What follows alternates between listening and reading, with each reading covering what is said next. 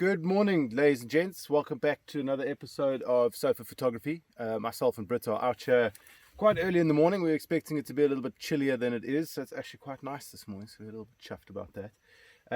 Today, what we're going to be focusing on is shutter speed. So, as you can see all around me at the moment, we are very overcast this morning, so the light isn't great. Not a good thing to have when you want to talk about shutter speed, because it is probably, in my opinion, it's the thing that I use the most to get the light that I'm looking for and the light that I'm not looking for.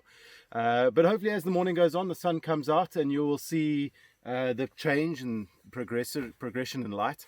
And this is one of the things you have to deal with when you are doing safaris or outdoor activities and you're a photographer. Unfortunately, the weather is not always on your side. There's no studio lighting, there's no flash. I mean, you can always put a flash in your cameras, but it's not always advisable, particularly when we're trying to be ethical towards the animals. But yeah, you kind of have to make do with what's given to you, right, and make the most of it. So let's see how it goes. I think what I'm going to do for this morning is just to make sure that we get shutter speed, primarily focus on shutter speed. I'll set my cameras to an aperture of 6.3 and I will set my ISO to, let's say, 800, and I won't change that. All I'm going to do is change shutter speed all morning, and I'll post photographs throughout the video. So as we go, you'll be able to see the shutter speed changing, and when we do find some animals, I will change that, drop the light, bring in light, and so forth. So yeah, stick around. We'll have a bit of time at the computer a bit later. Hopefully we can find some cool elephants. The lions were roaring last night, and yeah, whatever else we can find. So yeah, just remember, shutter speed, the quicker it is, the more time you're going to freeze. So that bird flying past, you're going to capture that moment. The slower your shutter speed, the more that bird is just going to blur out. Okay, but you will get light as the benefit of that, and getting your shutter speed all the way up will lose you that light. So you have to kind of make the call as to what you're looking for from that particular scene. But more about that later. Let's see what we can find, guys. Stick around. Alright, so we found some buffalo, guys. They'll be quite fun to take some photographs of. The light is slowly but surely getting better. The blue sky is starting to show itself. Now, buffalo are not the fastest moving animals around, unless of course they're charging you.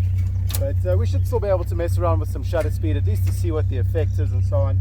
And maybe a bit later we'll try to find some birdies or something like that to show you guys how shutter speed can affect movement and sharpness and stuff like that.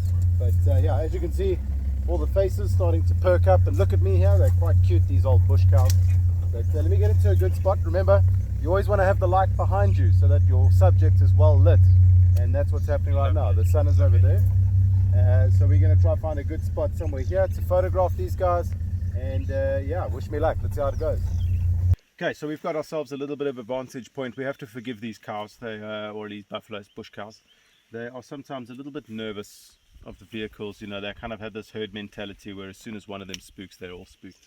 But anyway, we've got this young male over here who's let me take his portrait so far. And remember what I said, guys. What I'll do is I'll leave my camera in an aperture of 6.3 and an ISO of 800, and we will see how that affects shutter speed going forward. So at the moment, I was just photographing this bull now, this youngster who's now been pushed away by probably his mom or something like that.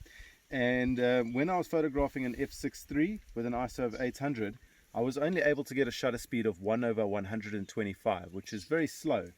You know, if you're trying to capture a bird or a lion walking, or even a buffalo walking, you're going to get a little bit of blur in the feet and so on. But that's the only way that I'm able to get enough light into the situation, and we'll put that photograph up on your screen now. But that was the only way that I'm able to get enough light. Now, I can also push the ISO up. And remember, next week we're going to chat about ISO. But I could also push that ISO up. And this is where ISO and shutter speed become quite important in the way that you use them. Because as your ISO goes up, you're obviously fabricating light. You're bringing in artificial light into your image. In other words, you're affecting the sensitivity of your sensor.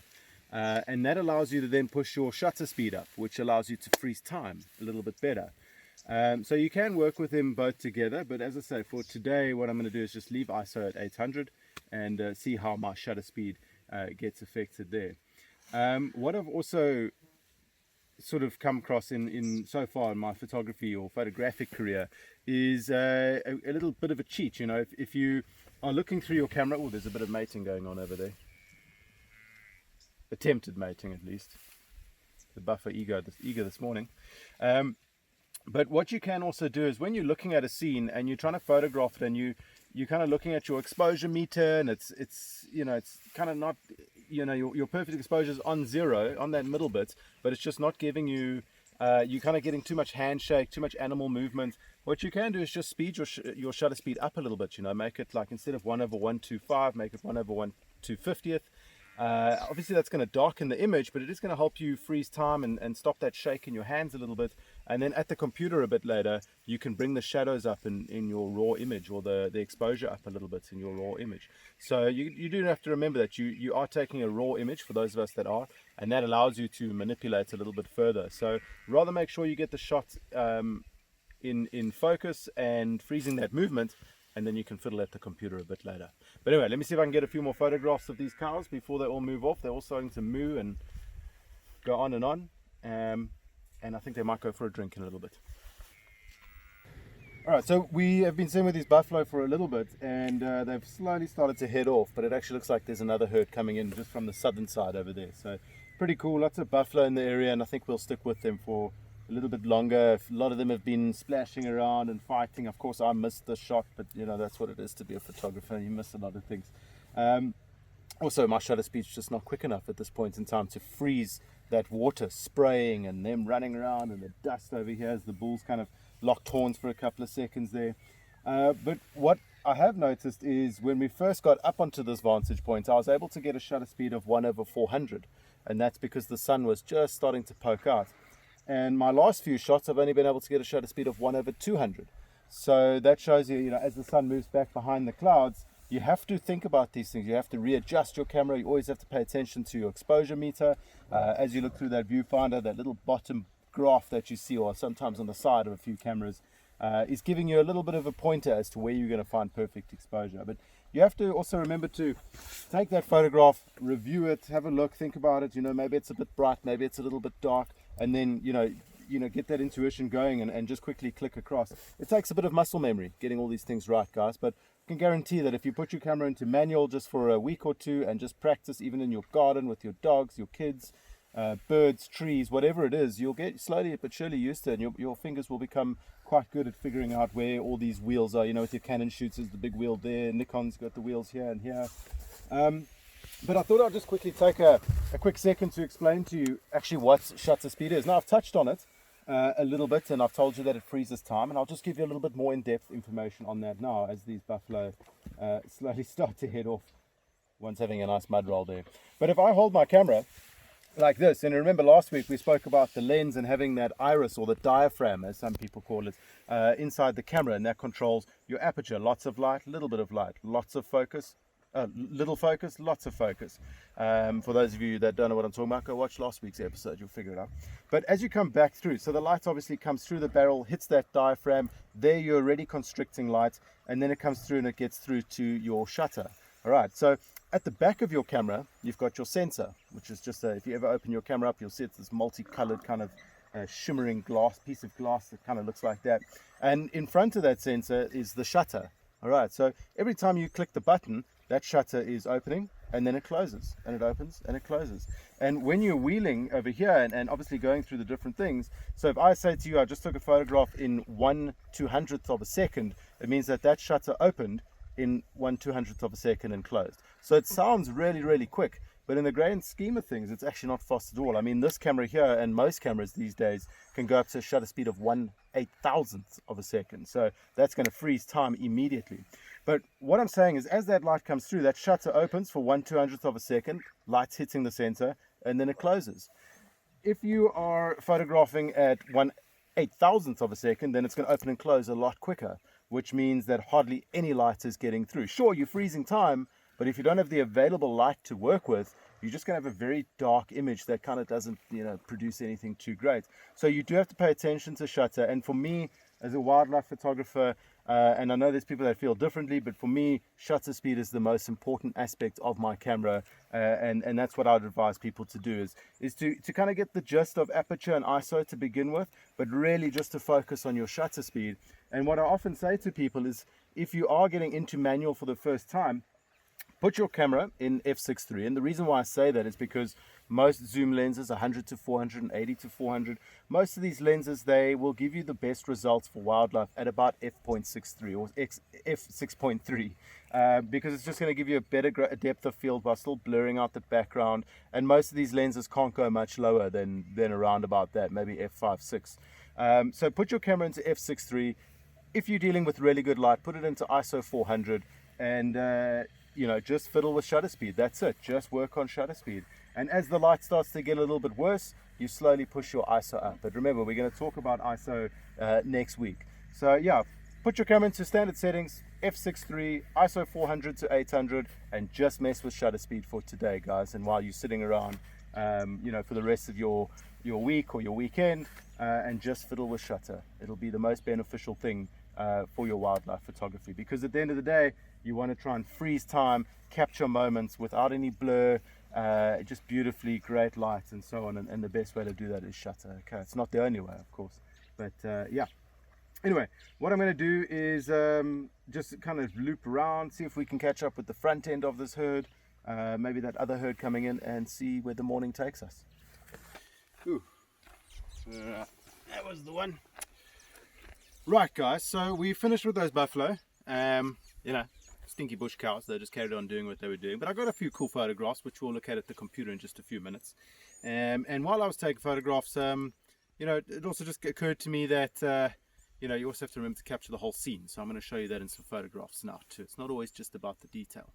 However, the reason why I'm holding this ball of elephant poo, it's a good ball, but the reason why I'm holding it is because we're going to try to do a little experiment here to show you guys what the effects of shutter are, or is. Okay, so remember what I said, guys. The longer your shutter stays open, or the smaller that number is, the more light your sensor is going to be able to pick up, and the shorter that shutter stays open, the less light it's going to pick up. However, the shorter it stays open, the more moments or more time you're going to freeze. All right, so you can literally freeze a ball of elephant dung falling out of the sky if your shutter speed is quick enough, or if it's not quick enough, it's just going to look like a blur. So yeah, remember, there's always trade-offs in photography. It's quite an irritating thing. Like aperture last week, you want more depth of field, but you lose light. With shutter, you want to freeze time, but you lose light, or you want to bring in more light, but you get movement. It's, you know, there's all these conundrums that you have to deal with all the time. But yeah, stand by. My lovely assistant Britt is going to repetitively drop this ball of elephant dung, and I'm going to try photograph it in mid-flight as I go through the different shutter speeds on my camera. For this, I know I said I was going to photograph in f6.3 the whole morning at ISO 400, but for this I'm actually just going to go down to 2.8. It still is quite overcast, the light's not too great, but that 2.8 aperture will allow me to get more light and therefore push up my shutter speed, and I'm going to try get all the way up to a shutter speed of 8,000, just so you can see how perfectly clear that will capture this falling out of the sky. So stick around, I'll show you at the computer. Right guys, welcome back to the computer. As usual, let's have a look at what we captured on this morning's drive out and about. It was a cool morning spent with the buffalo, and there was a little bit of a surprise, which I will show you a photo of, but you're going to have to wait for our Sofa Safari coming out in a day or two, where we will cover more on the subject, but you'll just have to stick around to see what I'm talking about. Anyway, so we started off with those buffalo, and I gave you a little bit of an explanation as to what shutter speed is, and if you remember correctly, this cow here, actually it's a young bull, was the first one that we decided to take some photographs of. Actually, that's quite a hard one to tell if that's a bull or female. Anyway, forgive me if I'm getting that a bit wrong. Usually the males have the big horns that come over and meet in the middle, but you know, there's a bit of a grey area. Pretty nonetheless. But anyway, so I was photographing this. Obviously I said I'm going to stay at aperture of 6.3 with a ISO of 800, and then I would fiddle with shutter speed from there. So as I go through the photographs that we're about to look at now, I will show you what was going on. So even though I was photographing this at, if you have a look up here, here's my settings as usual: ISO 800, 200 mils, f6.3, and 1/125th of a second. So in other words, as I was saying with the shutter, that's how slowly that shutter is closing. Now for us, that's hugely quickly, you know, but you can push this all the way up to 1/8,000th of a second, so much quicker. And remember, the longer that your shutter is open, the more light your sensor can absorb, whereas the shorter that it's open, the less light it's going to absorb, and that's where you also get blur. All right, and I'll explain a little bit about that in just a second or two. But yeah, this also just proves that, you know, as you might remember from my aperture video where I said I think the best setup in the world for wildlife photography is getting a high megapixel camera, spending a bit extra on that sort of cutting edge technology, and then getting yourself a 70 to 200 mil that you can then crop in on. So you can see there is a little bit of visible noise because it is early, the light wasn't great, I was photographing at ISO 800, so it is a little bit noisy, but that's a 1-to-1 crop, that's 100% cropped in. So if I come back, it's a very, very sharp image, and what I'm trying to get at here is that that high megapixel camera with the 70 to 200 allows you to really steady up, you know, as opposed to using a big heavy 400mm lens, which you're gonna see noticeable shake, and you can still see that with a lens like this with the 70 to 200, but it just works really, really well when you're trying to get your hand steady, and for that reason I'm quite happy with this image today. So yeah, pretty little cow, bush cow as I like to say, nice little detail there on the nose, little whiskers, beautiful beard. It's where I get my inspiration from. But yeah, you can still get good results early in the morning, overcast day, with a slow shutter speed. Now, bear in mind, if this buffalo is moving a little bit, and I think you can even, didn't even see any blue on the ears there. Hers, ears, whatever. But yeah, if the buffalo was moving, for instance, if this ear was just sort of flapping, you would see a visible blur because the shutter speed is just not quick enough at all. But I've got a couple of more images highlighted, and please don't forget, guys, at the end of the video, there will be 2 images for you to choose, and let me know in the comments which one you prefer. And as you would have seen earlier throughout the video, I have sprinkled images throughout the episode for you guys to enjoy. So yeah, what I wanted to show you was this. When I was on the vehicle, I was saying that, you know, you can pay attention to exposure meter, and it should, your camera will tell you with that exposure meter, you know, that 0 in the middle, negative to the left, positive to the right. Obviously, if you're going more towards the positive, that means it's overexposed. If you're going more towards the negative, it means it's underexposed. So this was an image that I took with my camera telling me that it thought that this was perfect exposure. In other words, that little marker was right in the middle on the 0, and my camera was saying this is the perfect exposure for the scene. And there's a whole lot that goes along with exposure and how we can, you know, meter the scene and well, light meter it and so forth. But we'll get into that later on as the series matures. But what I wanted to do was take a photo like this where the camera's telling me, great, this is where you need to be in order to get a good image. And if you have a look up here, ISO 800, didn't change that, f6.3, and then a shutter speed of 1/160th. But now, bear in mind, I mean, you can see it starts to blow it out, and this is why I took this photograph, is you can actually afford to underexpose a little bit here. So if you look at the very next image, which is this one, taken at 1/400th of a second. So I've almost tripled my shutter speed there. And sure, it's made it a lot darker, but what it's also done is it's made it probably a lot sharper and, you know, just more. See, if I zoom in on that, go back to the 1/160th, you can see it's got a lot more noise as well. And remember, shutter speed does also contribute to noise, but the movement hasn't come across very nicely and it's just blown out. So you can always underexpose, guys. Don't be scared to do that, particularly, well, really, if you're shooting in RAW. So I think this photo looks pleasing as it is, but if we jump into the develop module, where the magic sort of happens, you can see I've got my presets going, so please forgive that. Let's take the exposure away. So that's actually what the photograph looked like straight out of camera, other than the dehaze and the color correcting and so on. But what I can do is, even though I've underexposed a lot, I can still bring the shadows up, and I can still drop those highlights down and get more detail out of the sky and more detail out of the background in comparison to this here. So with this image, there's no shadows to really bring up, and the highlights are so blown out that I can't really bring out the detail in the background. I mean, you can see that tree is sticking out beautifully from the background at the underexposed image. So we have an image that is underexposed but can be recovered. So if you are getting a bit of movement blur in your images, or if the animal's moving a little bit, or if you're shaking a little bit, or there's wind blowing that's blowing your camera in your hands, don't be scared to stop it up a little bit, you know, so speed up your shutter speed, get a darker image, and then get back to the computer. And remember, you can just bring it a little bit more into the exposure that you're looking at or looking for. So yeah, that's what I was getting at there on the vehicle. And maybe I'll edit this image, and maybe it'll be at the end of the video. I did also say something about, you know, when you are photographing scenes like this, you know, at first I was trying to zoom in full 200 mils, and then I thought to myself, well, cool, let's actually have a look at the whole scene. And with wildlife photography, we often focus on getting the detail, right? All those little whiskers and hairs and spots and water driblets and whatever. But you often have to look at the whole scene. Africa is nature is a beautiful place. You know, everywhere where you are in nature is just wonderful to be generally. So, other than maybe volcanoes or something like that, but I'd photograph it still. But anyway, so if we have a look, I mean, I decided, cool, let me actually pull all the way back to 122 mils, and I went all the way back to 70 mils eventually. There it is, all the way out, and you start to get a whole bunch more of the scene. You can see it was very overcast, but don't be scared to do this in wildlife photography. Try and get the scene, guys, particularly with buffalo, elephants, you know, big herd animals. It really can add a lot to the story and just what it is, as opposed to getting an image that's more like this one with this cow all the way zoomed in, you know, and kind of there's not much else going on except for her, which is beautiful nonetheless. But don't forget to try and get the whole scene. Anyway, then myself and Britt decided to do a little experiment. Sorry, this was another one of those overexposed, then underexposed a bit, knowing that I can bring the shadows back up, bring the exposure back up a little bit, and still get a very pleasing image while freezing time and getting a bit more sharpness without so much noise in comparison to the overexposed one that my camera would have me believe is correct.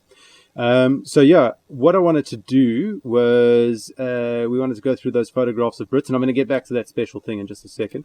But so this is what me and Brit were playing with. Was a ball of elephant dung, much to her enjoyment, as we can see. So yeah, what we try to do is just get her to sort of stand still so that she could see time being frozen. She was dropping this ball of elephant dung, and this whole series of red down here was photographed with differing shutter speeds. So I was getting slower and slower and slower. And this is to show you guys what shutter speed's doing and how time or that moment in time that you're trying to capture can be altered or affected by the shutter speed that you are applying. So please forgive me, you'll see my ISO changes, my f-stop changes, just as I'm trying to get more light so that I can keep pushing the shutter speed up. So this is a shutter speed of 1/8000th of a second, so super quick. It's as fast as my camera can go.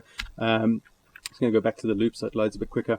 But yeah, as fast as my camera can go. And then as I go forward, there is 1/6400th of a second. Now you won't see much difference. In fact, you could even get sharper details here, but 1/6400th of a second is more than quick enough to capture a ball of dung falling down, or a bird flying past, or a lion yawning, or a leopard running or climbing a tree or something like that. So when you're up in this top end here, this is kind of where you want to be for birds flying, for leopards jumping, you know, those sort of things there. And that's not always easy to get. You know, you have to push your ISO and stuff to get that light. But as we go forward, we have then 1/5000th of a second, and you can start to see a little bit of blurry coming in now. It's still doing quite well. You know, also have to forgive my technique. We then carry on 1/4000th of a second. Starting to get a little bit blurrier, especially up here. You can kind of see the back is starting to tail behind.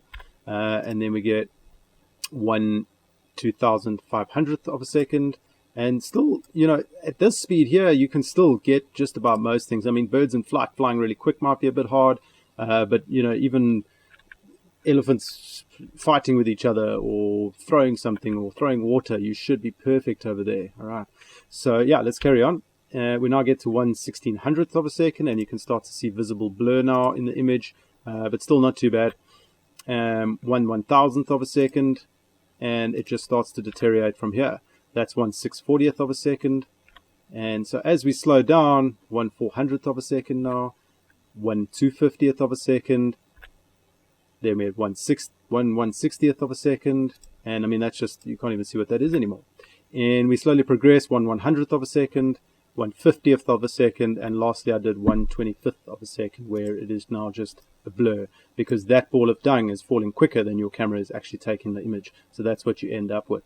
And remember, guys, this is how you also get star photography and astrophotography and things like that, is by stopping your camera all the way down. Any DSLR, any mirrorless can go to at least 30 seconds of having that shutter full open. Just bear in mind that at 30 seconds you have to be very stabilized on a tripod, and that's how people are getting the stars. You're giving your sensor 30 seconds to absorb as much light, or all the light that it can possibly absorb from that scene, and that's why stars stick out so beautifully. But if I was to photograph this scene at 1/30th of a second, it would just be white. It would just be a white screen, because it would have absorbed so much light over that 30 seconds that you would have nothing left to really play with.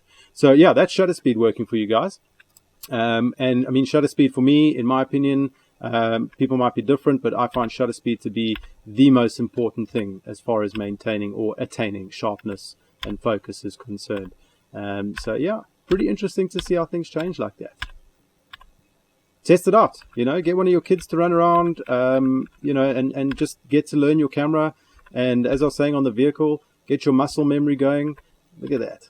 And the best way you can do it is practice, guys. Just practice, so that when you are back on safari with myself and Chad or any of the other Tanda Tula guys, you'll be able to, get these shots straight off the bat and know what you're doing. But it just comes down to muscle memory.